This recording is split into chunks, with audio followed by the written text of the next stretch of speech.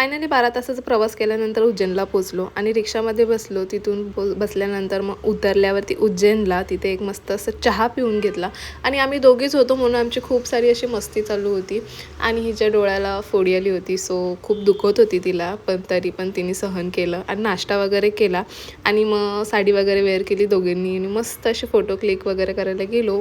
मला माहिती आहे की मला साडी शोभत नाही आहे बिकॉज ऑफ मी हेअरकट केला आहे आणि हेअरकट केल्यामुळे ती साडी नीटच नाही वाटत आहे मला. आणि मला रात्री काही नीट झोप भेटली नव्हती म्हणून मी विचार केला हिच्या खांद्यावर डोकं ठेवून झोपते थोडा वेळ. तर ही स्वतःच झोपायला लागले. मग काय आता आपण झोपणार, काय बोलू शकते. मग त्याच्यानंतर आम्ही गेलो मंगलधाम मंदिरला आणि तिथून अजून 2-3 मंदिर होते ते फिरलो वगैरे आणि मग उज्जैनला पोचलो. उज्जैनला पोचल्यानंतर परत इकडे सगळं असे जे मूर्ती होती ते बघून एवढं छान वाटत होतं, असं वाटत होतं आपण ढगातच गेलो आहे. आणि मग ही पण खूप मस्त मूर्ती होती. आणि मग दर्शन करायला गेलो महाकालचे.